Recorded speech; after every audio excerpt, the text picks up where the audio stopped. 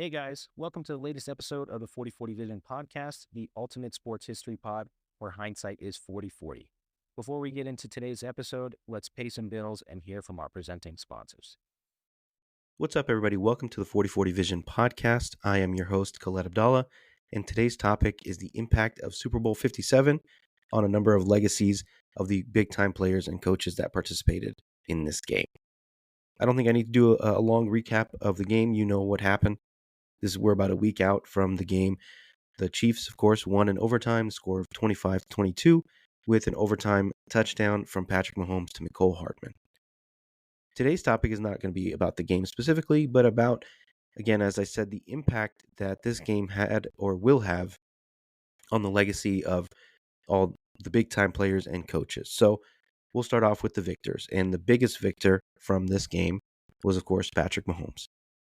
I think before the game, people were already talking about him as the next GOAT, right? He was the only active player that had a chance to get close to Tom Brady's legacy, right? With his 7 Super Bowls, his 10 Super Bowl appearances, of all the guys that were in the league, it was clear that Mahomes was obviously the number one choice to even come close to that.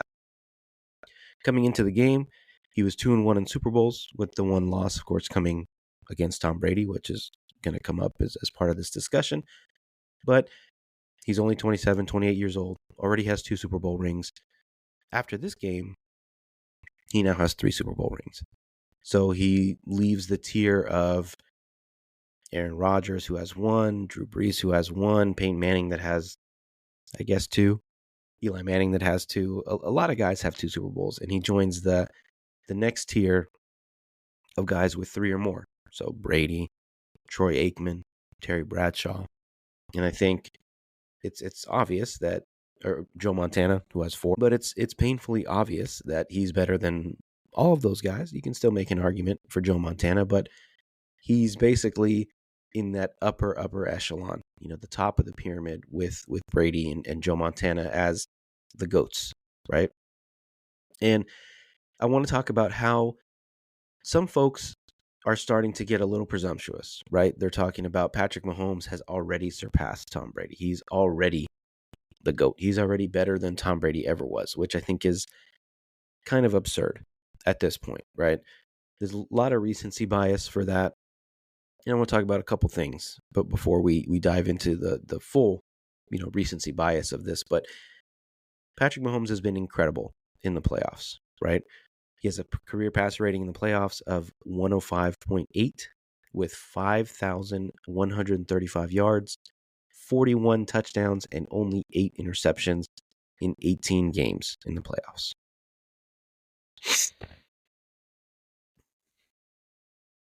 He also has 90 rushing attempts for 524 yards and 5 touchdowns. Tom Brady had a career passer rating of 89.8 with, this is insane, 13,400 yards, 88 touchdowns, and 40 interceptions in 48 games in the playoffs in his career. So he definitely was turning the ball over at a higher rate than Patrick Mahomes, but we'll see what happens if Patrick Mahomes gets to 50 playoff games, if he ever gets to 50 playoff games. He also has 114 rushing attempts for only 133 yards and 7 touchdowns. And part of that higher touchdown number, that very low yardage numbers, Brady, of course, was not the kind of guy that was going to kill you with his legs. The quarterback sneaks that he had, this was before the tush push was allowed, because, before a few years ago, you couldn't push a quarterback from behind. The quarterback had to do the sneak all on his own, and Tom Brady used all of his 6'4", 6'5" frame to be incredible at these quarterback sneaks. They were downright unstoppable. But when I thought about the two guys and the two signature plays that they had, I guess you could say, with Mahomes, the signature play, I think for the majority of his highlights, is one where he uses his underrated, I guess, athleticism to escape the pocket, to shake off pressure. He's going to run around for a bit. And in the past, it used to be, I'm going to find Tyreek Hill 40 yards downfield, or Mecole Hardman, or Demarcus Robinson, one of those guys. These days, it's more of, I'm going to take off and I'm going to run for 10, 15, 20, 30 yards. Or, on fourth and short, I'm going to fake a handoff and run for 10, 15 yards to extend a play and win a Super Bowl. And with Tom Brady, other than the QB sneak, I don't know if he had a signature play that you're like, oh man, that's what Brady does. I guess the one thing is, instead of escaping the pocket, he was going to navigate the pocket, probably the best of all time to do this, navigate the pocket, escape pressure while not breaking the pocket, but shake guys off, do his thing, and then find Julian Edelman or Gronk or Amendola or Wes Welker, or one of those guys 5-10 yards down the field to extend a drive. And I think with Brady, he was more of the death by 1,000 cuts type guy. Every once in a while, when he had Randy Moss, of course, he was big time deep threat. When he had Gronk, he would find Gronk up the seam for, 15, 20, 25, 30 yards, whatever. But usually he operated that West Coast offense where he was just able to extend plays just a little bit longer than you would think by shaking off that pressure, by stepping up in the pocket, by having probably the best positional situational awareness of any quarterback ever, and just chipping away at your offense or your defense until you just begged for mercy. And with Mahomes, I think he's starting to get a little bit of that, which I think is a lot more sustainable than the run around for 10 seconds and find a guy 40 yards downfield. And I think that's what's really scary about Mahomes, is that this year he's taking on more of that Brady. I'm going to take what you give me, but I'm going to be so good that I'm just going to extend these plays. I'm going to take what you give me even when you don't want to give it to me. So there's a stat also that I saw this after the Super Bowl where it said, in drives in the postseason where it was at least the fourth quarter or overtime, so obviously late in the game, with under a minute to play and the team on offense trailed by 7 points or fewer at the start of this scenario, so not even a 2-minute drill, we're talking about a 1-minute drill, or I guess a 2-minute drill that leads into a 1-minute drill. The best quarterbacks are, around 40-45% at this, right? Tom Brady was 5 for 11 in these scenarios, so just a little over 40%. Drew Brees, 3 for 6, so 50%, but a smaller sample size. Patrick Mahomes, in his young NFL career, is already 7 for 7. So if you think about it, even just this year in the playoffs, he did it twice against the Niners, right? Came down in regulation, tied the game up at 19, and then in overtime, trailing again by 3 points, and took the lead and won the Super Bowl. Last year, did it in the Eagles, in the Super Bowl against the Eagles, had a game-winning drive. Did it against the Bills in overtime in that famous 13 seconds game. I'm not going to go through all 7 of these scenarios, but there was always this fear with Brady that if he got the ball, either tied or down, 1 possession game, and there was 2 minutes left, whatever, 3 timeouts, 1 timeout, no timeouts, whatever, there was always the fear, assumption, belief, whatever, that he was going to get it done. And for the most part, he did. There was a couple, probably in the Super Bowls against the Eagles, he didn't do it. In the 2 Super Bowls against the Giants, obviously, he didn't do it, even though it was a 1-possession game. But he usually delivered. And that same fear, that same assumption that no matter what the situation, if it's a 1-possession game and Mahomes has the ball last, he's going to win or tie the game. And we've seen, like we said, 7 for 7 in those exact scenarios. So while I think the baton has been passed to Mahomes as the best quarterback in the NFL, obviously the next GOAT, I think it's still going to take a few more Super Bowls for Mahomes to catch him. You can use subjective stuff and say, I think he's the most skilled quarterback I've ever seen play the game. Sure, whatever. That's fine. I won't take that away from you.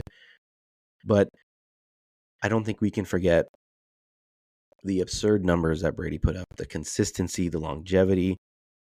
The guy didn't have a prime. His whole career after, year 3, year 2, basically, was his prime. He had a 20-year prime, which is absurd and unheard of in the NFL. unless you're like a left tackle or a punter or a kicker or something. But, Mahomes has 3 Super Bowls, assuming all things, keep going well. He stays healthy. His team stays competitive. He's got a great organization, great coach. Andy Reid is only 65, which we'll talk about him next. But assuming all that, then sure, you can say that Mahomes is going to be the GOAT. But right now, he's not. And that's okay. He's next up. You can throw him in again in that category with Tom Brady and Joe Montana, and that's fine with me. The next guy I want to talk about is Andy Reid. So obviously he is a 3-time Super Bowl winning coach. And what's funny about him is, and we'll talk about this a little bit later, is that he really used to be considered a choke artist. And, with the Eagles, 3 straight NFC championships, he makes a Super Bowl once against the Patriots and Tom Brady, and doesn't come out on top, right? So he used to be considered the offensive genius that could not get it done in the big game. And if that sounds familiar with another guy we're going to talk about,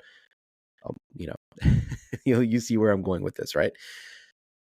But now that I should actually say that even with the Chiefs, before Mahomes, he was also considered a bit of a choke artist, right? They would win the division. He'd have number 1 seed, number 2 seed, and then they would lose to Marcus Mariota and the Titans at home. They would lose to Andrew Luck and the Chiefs or and the Colts. So there was a lot of times where he had this incredible offense, a good team, and they just could not get the job done. And now, because he has Mahomes, he now has one of the best resumes in NFL history as a coach. He's 3rd all-time in wins, I believe. 44 behind Bill Belichick, who's going to be taking a year off next year, it seems like, as a head coach. He's only 65.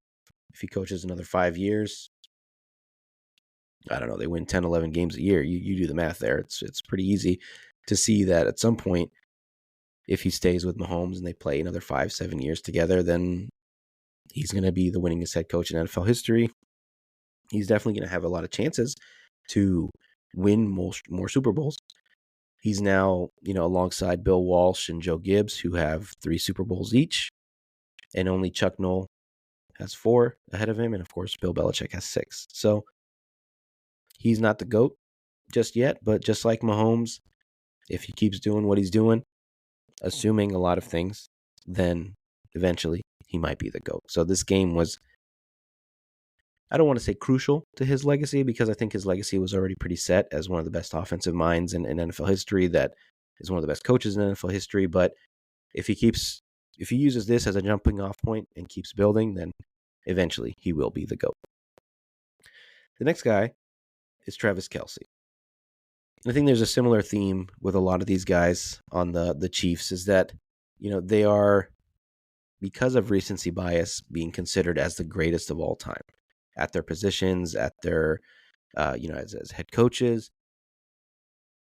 And of course, with his 3rd Super Bowl ring, Travis Kelce is being compared to Rob Gronkowski. And people are talking about him being better than Gronk and the best tight end of all time. And just for comparison's sake,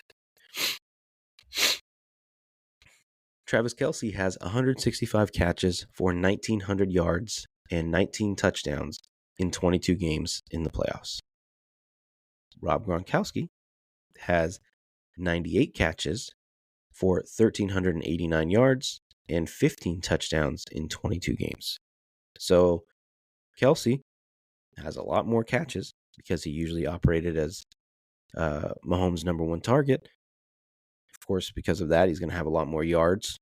But the touchdowns is interesting, right? 19 touchdowns versus 19 touchdowns on 165 catches versus 15 touchdowns on 98 catches.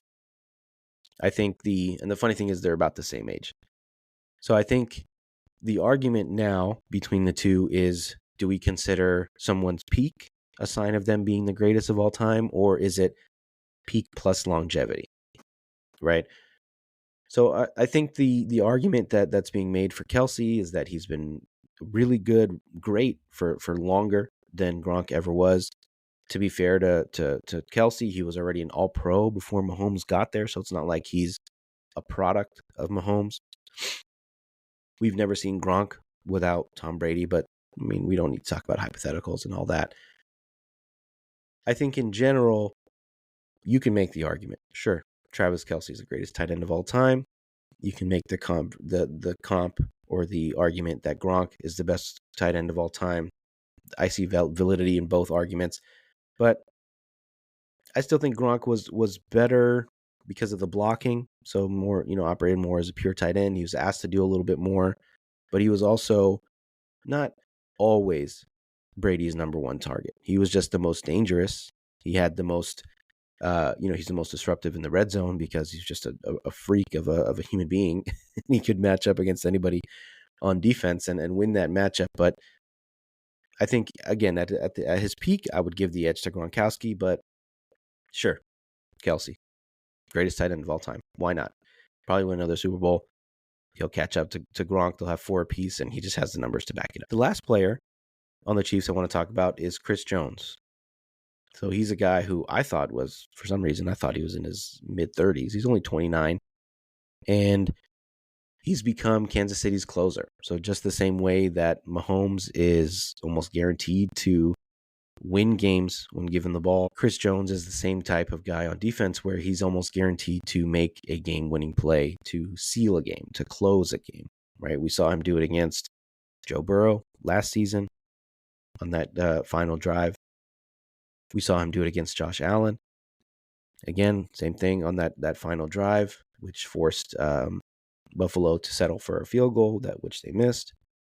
And of course, this year against Brock Purdy in the Niners, he comes in unblocked, makes the Niners settle for a field goal in overtime when they should have tried to score a touchdown, obviously.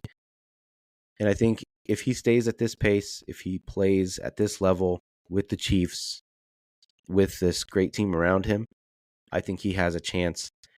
Not just a chance, it's almost guaranteed that he's going to become one of these pantheon defensive players, right? The guys that you name just kind of roll off your tongue. The Lawrence Taylors, the Reggie Whites, the Julius Peppers, all these guys, the Ray Lewises that just are not just game changers, to use Cam Newton's words, but they're game breakers because they're, again, on the defensive side, and they can completely break your offensive game plan. They can completely overwhelm you and just win games. Not quite single-handedly, but almost single-handedly. So the last guy on the Chiefs here I want to talk about is an assistant coach, and that's Steve Spagnuolo, right? Usually, assistants in the NFL don't get much love. It's quite rare for an assistant coach to make the Hall of Fame. I think Dick LeBeau from the Steelers is one of the few that's in the Hall of Fame. But, you can think about other great defensive coordinators in the history of the game. Bill Belichick was one before he became a head coach. Rod Marinelli, incredible defense coordinator, terrible head coach. Wade Phillips, same thing.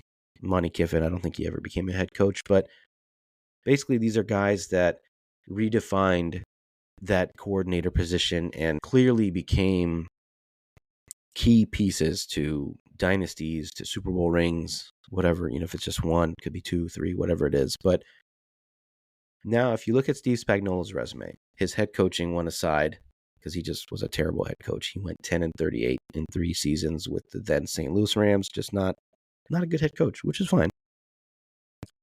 But now, he has 3 Super Bowl rings, including one where he shut down possibly the greatest offense in NFL history in the 2007 Patriots. That was the 17-0 season. That was Brady and Randy Moss and Wes Welker and Dante Stallworth, and just an incredible, incredible offense that he shut down to 14 points. He held them to 14 points in the Super Bowl. This year, he builds probably the best defense in Chiefs history, one of the best defenses in NFL history. They have a record of holding teams under 25 points, like the most, I think, in the modern era, something crazy like that, among Super Bowl winners, right? And it was just completely unexpected coming into the season. I think we expect the Chiefs to just be high-powered offense and do their thing, and for Mahomes to carry them. But this was a defense that carried Mahomes these playoffs. The Chiefs didn't score an offensive touchdown for what? It was 7 quarters, something crazy like that. And now, because they, kept the team around, they shut down the Niners offense, they shut down the Ravens offense, the Bills offense. They were able to keep Mahomes in the offense in the game long enough for them to finally break through. And this guy, Steve Spagnuolo, automatically, as a result of this win, joins that incredible pantheon upper echelon level of assistant coaches. And I don't know if he ever wants to be a head coach again. Why be a head coach and deal with all the bullshit that head coaches have to deal with, and the personalities and the, calling timeouts and challenges and all that? Just be a mad scientist, man. Just focus on the defense, be a mad scientist, shut down an incredible offense, like you did against the Ravens, the Niners, the Bills, all that. Just do what you do. Do what you do best. So, yeah, he's probably a Hall of Famer if he's not already, but this one sealed it for him. So now that we've covered the Chiefs and the winners of the Super Bowl, I want to talk about the losers of the Super Bowl and the impact that this loss had on their legacies. First up is Kyle Shanahan. So we talked early on about Andy Reid being this offensive genius that was a bit of a choke artist, quote unquote. Couldn't win the big one, all that. And now that title has been passed down to Kyle Shanahan. He has 3 prominent chokes on his resume, you can call them. Super Bowl against the Patriots, a famous 28-3. They blow that lead. He's not the head coach, but he's the offensive play caller. A lot of second guessing about that game plan, about not wanting to run the ball, about not being able to take advantage of big plays and closing out the game. All that stuff, we can nitpick that forever. But he has that one on his resume. He's up 10 against Mahomes and the Chiefs in the previous Super Bowl down in Miami. Wasn't able to close it out.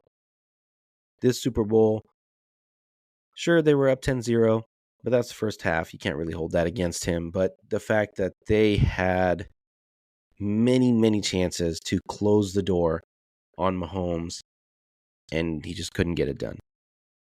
They had the interception in the third quarter, couldn't score, couldn't take a bigger lead.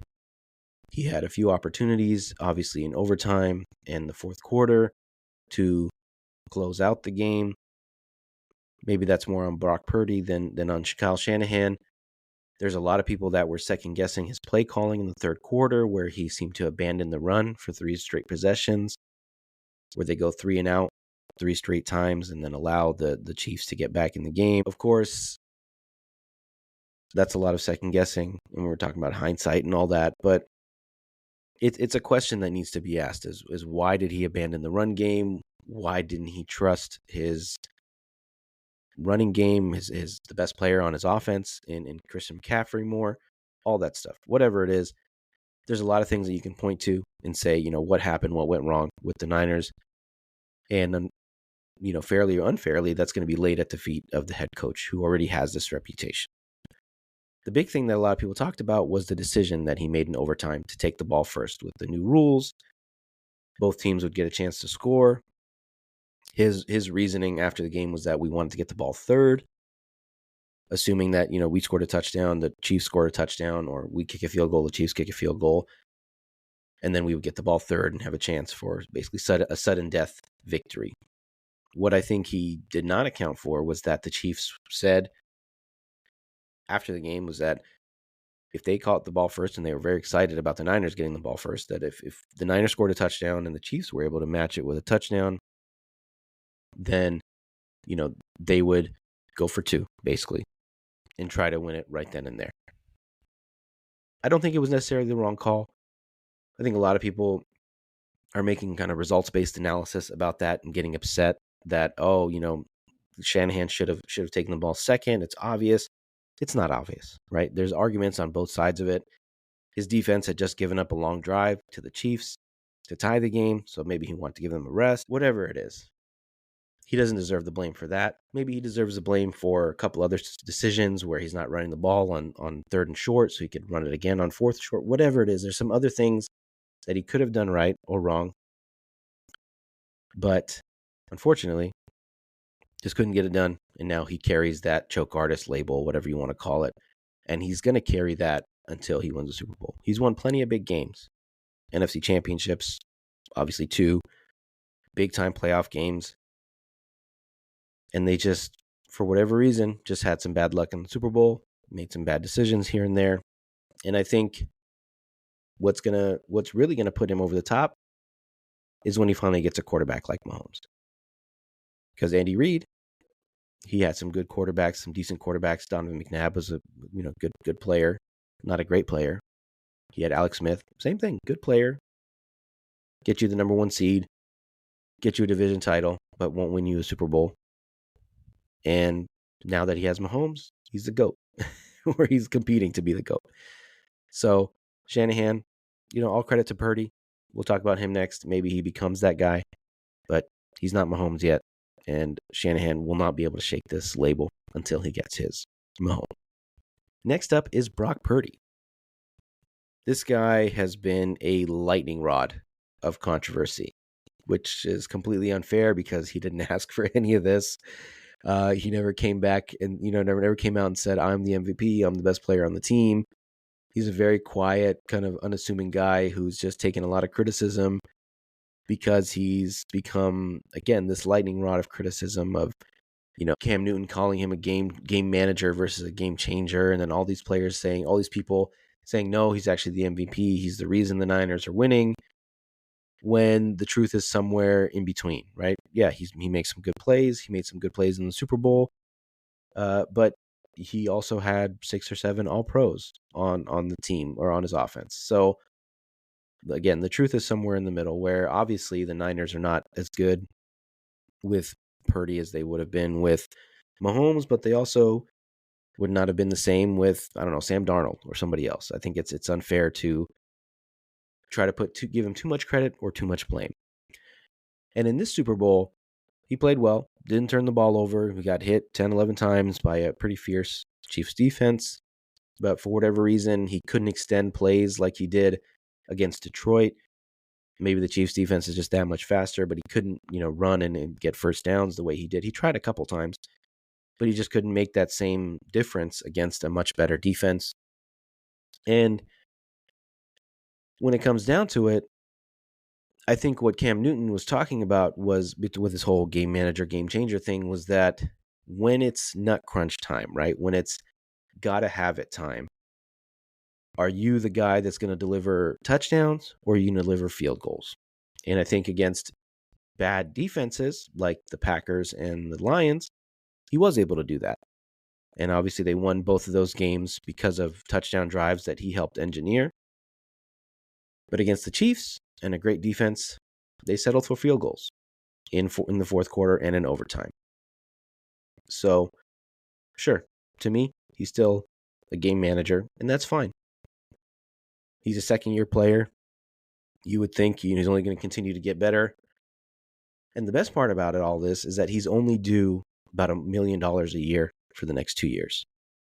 So they'll be able to have plenty of money to build around him. They talk about having a quarterback that's making, a very small amount of money is the biggest cheat code in the NFL, because you can build an incredible roster around him for cheap, basically. And that's what they're going to continue to do. They're going to have some big decisions to make, but they have a guy that got them to the Super Bowl, made enough plays to get them to the Super Bowl, to get them within, 5-6 yards, whatever it was. They were maybe a little more than that, of possibly winning the Super Bowl.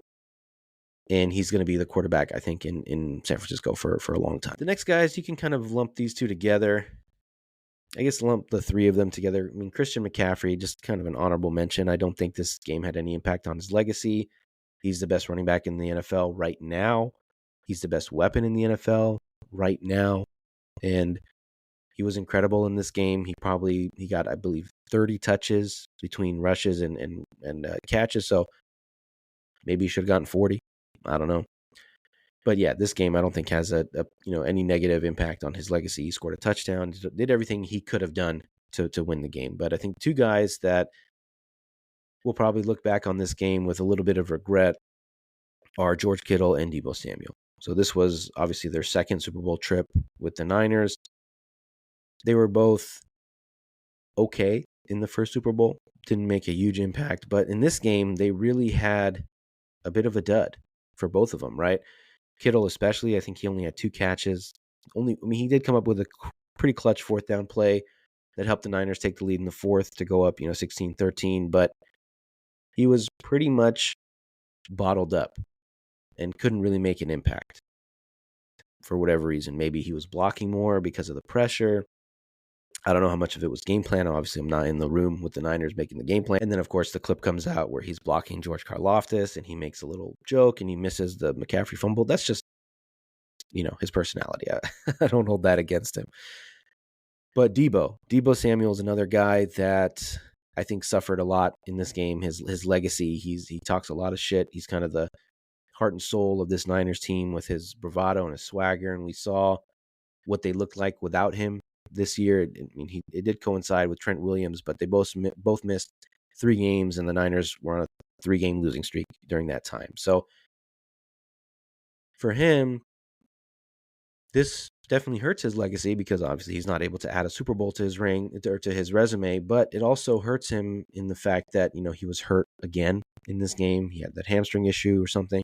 He came back, but he was clearly not himself. He was not the same explosive Deebo that we've seen time and time again. So I don't know what this does to him long term, but I think the Niners will possibly have a decision to make of who they want to prioritize, him or Brandon Ayuk. And I think, personally, I think Deebo has the potential to be a game breaker, but I think his style of play is not sustainable.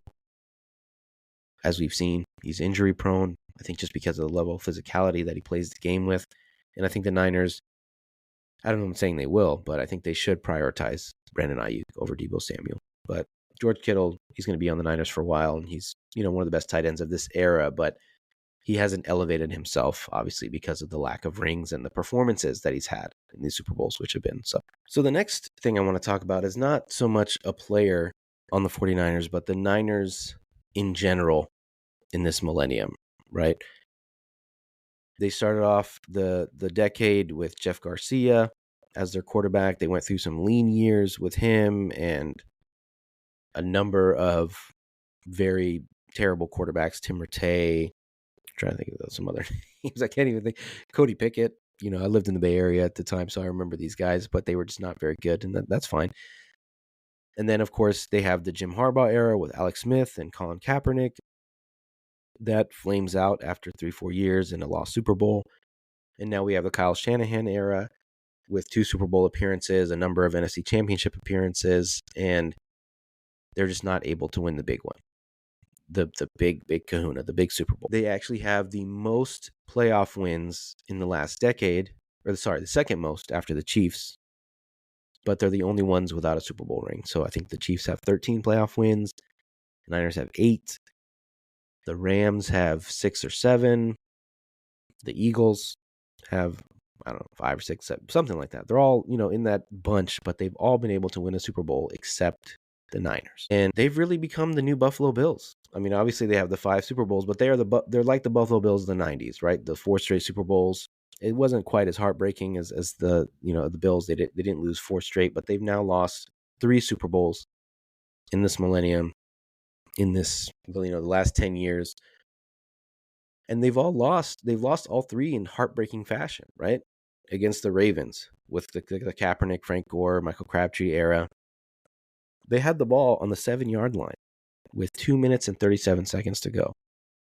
Couldn't punch it in. The first Chiefs Super Bowl, they're up 10 points with 12 minutes to go in the game, pick off Mahomes, but they can't extend their lead.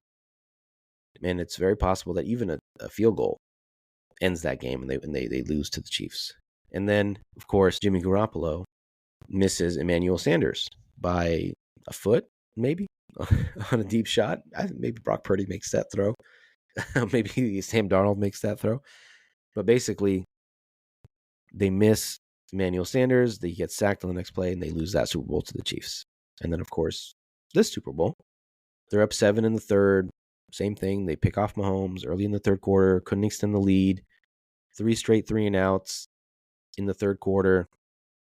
Can't close out the game in regulation when they had that 3rd and 4 in, I think, the 30, 40-yard line, something like that.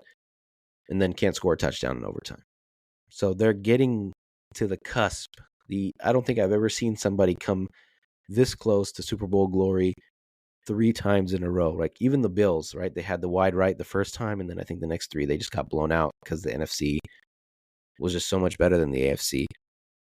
in that era. But, you know, it's I don't know if heartbreaking is, I guess heartbreaking is the word for 49ers fans, for 49ers haters. It's incredible theater.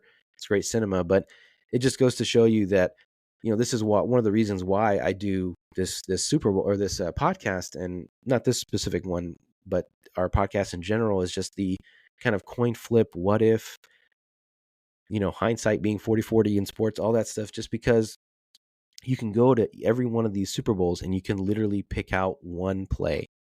Like, if this play went the other way, the Niners win the Super Bowl against the Ravens. If Michael Crabtree, gets that PI call and they get it down to the 1 yard line, they just hand it off to Frank Gore or Colin Kaepernick and they win the game. If Emmanuel Sanders makes that catch, they probably win. I mean, Mahomes would have got the ball back with a minute and a half left or something, but you trust your defense at that point. And then again, in the third quarter, in this third Super Bowl, if they get that 3rd and 4, they're able to bleed the clock, kick a field goal as time expires, and win the Super Bowl. So literally one play in each of these games, and that's kind of the beauty and the pain of sports and NFL playoffs and big time games. So I think the question, just to wrap up, is what's next? What's next for both of these teams? For the Niners, I think they have a lot of big decisions to make when it comes to their contracts. Brandon Ayuk seemed pretty upset after the Super Bowl. He might want to leave. Trent Williams is 37 now, I think. Maybe he wants to retire. Brock Purdy, as I said, he's under contract for $2 million over the next 2-3 years, whatever, something crazy like that. But the question is he going to continue to progress? Is he able to hold up physically because he's a smaller quarterback?